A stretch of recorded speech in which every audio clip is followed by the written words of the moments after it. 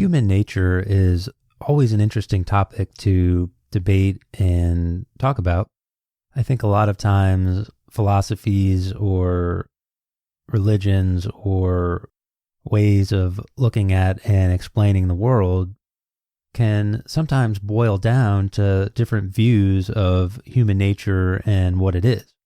Obviously, it's difficult to define and prove one way or the other how this all plays out, but a lot of the times there's debate between the idea that humans are inherently evil and bad, and that's why we tend to see war and violence and genocide throughout human history.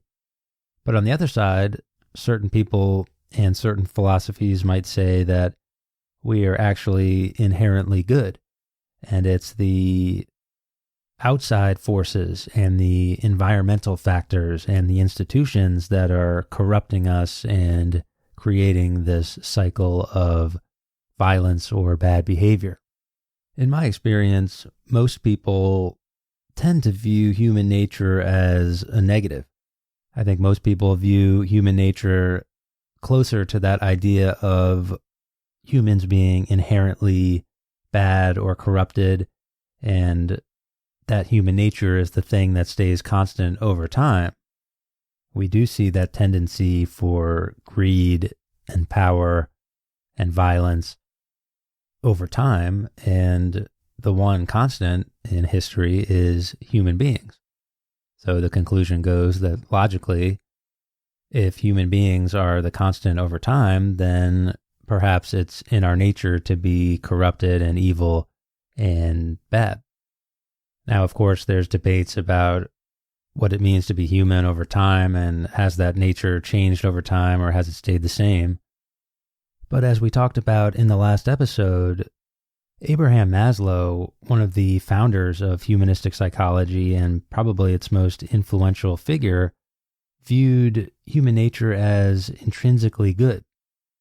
Maslow once said, quote, "My new notion of fundamental or natural personality, that human beings are at birth and today, deep down, secure and with good self-esteem." He then goes on to say, "And then societies do something to this natural personality, twist it, shape it, repress it." End quote. Maslow also once said, quote, "People are all decent underneath. All that is necessary to prove this is to find out what the motives are for their superficial behavior, nasty, mean, or vicious though that behavior may be. Once these motives are understood, it is impossible to resent the behavior that follows." End quote.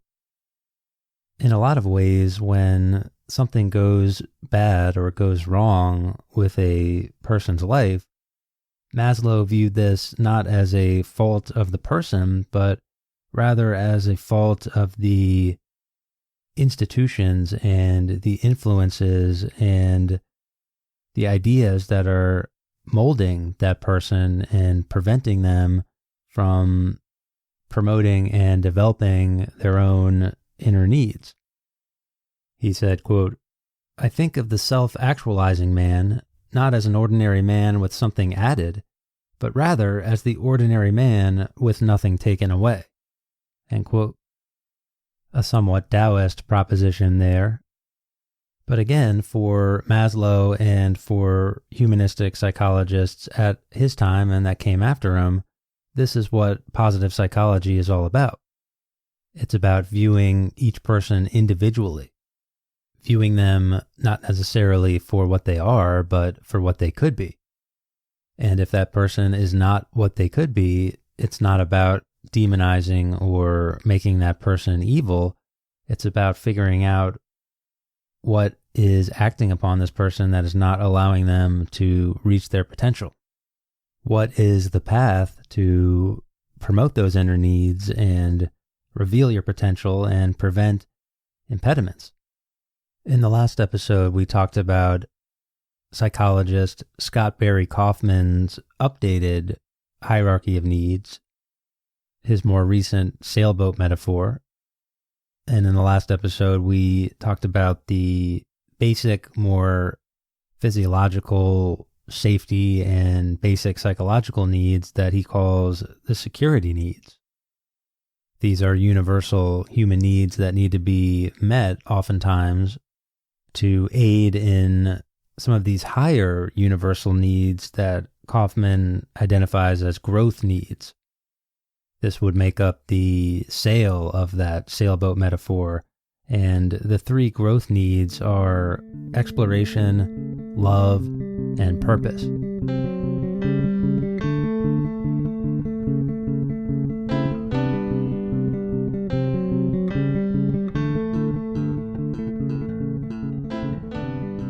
In his book Transcend, where he breaks down this sailboat metaphor for self-actualization and humanistic psychology, Scott Barry Kaufman identifies exploration as one of these important universal needs that all humans have to grow. He defines exploration basically as the desire to seek out and make sense of uncertainty. The idea of exploration is tricky because it applies to so many different areas of life. In a lot of ways, it's about embracing the unknown, being comfortable with uncertainty, and not only that, but embracing uncertainty as an opportunity to learn or as an opportunity to get better. I think when most people think of exploration, they probably think about going out and doing crazy things. Kaufman identifies this adventure seeking, which he calls it, as a willingness to risk physical, social, financial safety for those types of exciting, intense, and challenging experiences. We as a society, I think, tend to admire people who do this, the extreme athletes or the people who take huge risks. And there does seem to be something about the personality of these types of people that we oftentimes admire. But as we've been saying, as with all of these human needs, it's a bit of a spectrum. So too much of it could be potentially dangerous, whereas too little of it, and you would never leave the house. You would just want to do the same thing every day, and you would basically die of boredom and frustration. So it's not just about those crazy adventure-seeking experiences. It's about applying exploration, as we said, to different aspects of your life. Kaufman identifies social exploration, this idea of social curiosity, the drive that people have to want to learn and build relationships in a social environment with others can be important. Kaufman also looks at cognitive exploration, the desire to learn and the desire to explore uncertainty from an intellectual perspective. He breaks down what he calls post-traumatic growth, the study of human resilience under intense experiences or great loss or incredible trauma, the ability to accept and learn and grow and sometimes rebuild or restore something that was lost. So this concept of exploration can apply to a whole variety of human pursuits. And Scott Barry Kaufman also talks about how it's linked with this idea of openness to experience. Referencing Carl Rogers, another famous humanistic psychologist, Kaufman says, quote, Rogers conceptualized openness to experience as a mode of cognitive processing where one is open to all of one's personal experiences, receiving conflicting information without forcing closure, tolerating ambiguity, and seeing reality clearly without imposing predetermined categories onto the world. End quote. Many of us have probably heard of the concept of flow. It's the idea of this open and creative state that exists when the amount of challenge that we have in a task is matched by the skill we have in doing that task. So if we are consistently being imaginative or curious or creative, and we're going along new and sometimes anxious paths, if we can manage to make sense of those paths and develop skills and the ability to solve those problems, this allows us to apply this concept of exploration to our intellectual pursuits or our relationships or the things that are important to us in life. So seeking out new and different experiences, dealing with setbacks and struggles and embracing the unknown, all important to this concept of exploration, which Kaufman views as a universal need. The next universal need in Kaufman's sail, from his sailboat metaphor, is love. Kaufman defines love as more of an attitude or orientation to the world rather than just a feeling. He separates love into two categories. The first is deficiency love, which is sort of the need to be loved. And he views this as a little bit lesser than what he calls being love, which is love for another person. So in the same way that the great Anthony Kiedis put it back in the 90s, Kaufman thinks that the best way to create love is to give it away. Love is one of those things that is incredibly difficult to define because it's such an elusive concept with so many different variations. But Kaufman goes through a ton of different elements of love in his chapter in the book. He talks about self-transcendent values and tolerance and concern for others, trustworthiness, dependability. He talks about compassion and empathy and how we cope with the world around us and what that says about our inner personalities. He talks about love for the self versus love for others, how being authentic and perhaps not having so much ego could potentially lead to more love in the world, how all of this connects with relationships and what the qualities are that make, in his view, the most loving relationships.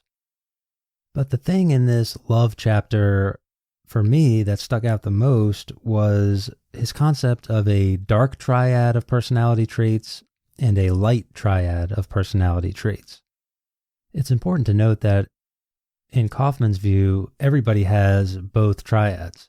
Everybody has some dark sides to their personality, and everybody has some light sides to their personality. But these dark and light triads have been studied a lot and seem to correlate with how much of a quote-unquote loving person a person is, even though, as we've already said, that's a bit of a messy concept to define. So the dark triad is three things: grandiose narcissism, Machiavellianism, and psychopathy. Basically, this means that when you are indulging the worse angels of your nature, when you're indulging the dark triad, you are treating people as means to an end. You're ignoring the needs of others, you are selfishly putting yourself ahead of others, and you're being dishonest about it. It'd be interesting to apply this dark triad of personality disorders to leaders throughout history, and that's what Kaufman does. And he analyzes the dictators of world history through this perspective, and he kind of shows how they would score on this dark triad. The light triad, on the other hand, Kaufman identifies as Kantianism, which he defines as treating people as ends unto themselves, not as mere means. Humanism, which he defines as valuing the dignity and worth of each individual. And faith in humanity, which he defines as believing in the fundamental goodness of humans. So Kantianism, humanism, and faith in humanity. Again, he emphasizes that everybody has all of these aspects to their personality, the dark and the light. It's just a matter of which ones you personally emphasize and develop, or perhaps which ones get knocked out of you by your environment or your upbringing. And again, Kaufman defines this light triad, this idea of love, as not something that you need to receive, but something that you naturally give away. People who score high on this light triad, they don't need to be loved. They are love. It's in their nature. Maslow says, quote, "They love because they are loving persons, in the same way that they are kind, honest, natural, because it is in their nature to be so spontaneously. As a rose emits perfume, as a cat is graceful, or as a child is childish." End quote. Circular logic there, perhaps. But when talking about love, doesn't that kind of make sense? The final universal human need that Kaufman identifies is purpose. He defines it as the need for overarching aspiration that energizes one's efforts and provides a central source of meaning and significance in one's life. Obviously, a big part of purpose is finding meaning in life and finding a calling and a responsibility to a higher order. But how do we know what to strive for? And how do we know what things are better or worse to strive for? And how do we know whether or not the things we are doing to get there are working? Kaufman talks about different ways to identify goals and different ways to find meaning and purpose, but I think one of the most important things he mentions is that purpose for the sake of purpose isn't actually a good thing. It's not enough to have purpose alone. It has to rest on a sound moral foundation, and it has to rest on the foundation of the other parts of the hierarchy of needs. It has to involve safety and connection and love and exploration and self-esteem. And if it doesn't, purpose can be dangerous. He says, quote, "Modern research suggests that underlying violent extremism is the dominant need for personal significance, the desire to matter, to be someone, and to have meaning in one's life. Merely having a purpose is not always healthy. It is entirely possible to choose a striving that brings out the worst in yourself and others because it is motivated by a desperate, never-ending quest to fill a deficiency in one of the security needs, whether it's safety, belonging, or self-esteem. While Hitler was probably fulfilling his need for purpose, was he doing so in the most growth-fostering way? I'll leave that as a rhetorical question. There is a reason why I place the need for purpose so high up in the integrated hierarchy. According to research, the most growth-fostering purpose is one that is built on a strong foundation of secure environment, belonging, connection, and healthy self-esteem, and is driven by exploration and love. It requires a deep integration of many needs." End quote. Again, sometimes it's more useful to think of these universal human needs like purpose or love or exploration or safety as integrated and part of a spectrum rather than just singular goals and ends to be achieved in and of themselves, which in my opinion is where a lot of the self-help and that type of stuff tends to go wrong. Kaufman also identifies what he calls transcendent experiences or peak experiences, these types of awe-related experiences that bring you closer to perfection and bring you into a more harmonious state with the rest of the world.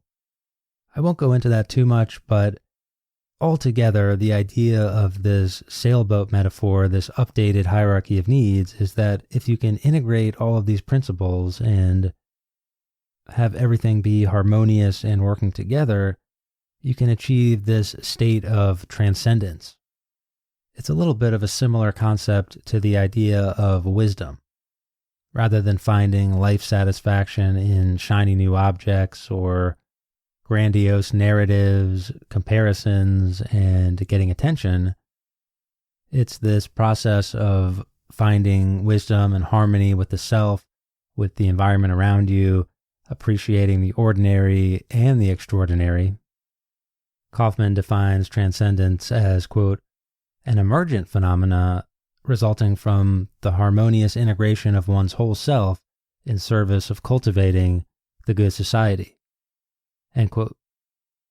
So it's about satisfying those needs in the hierarchy, but as we've said, it's also about connecting this with moral purpose and connecting this with being part of humanity, not just achieving these things to check off a box.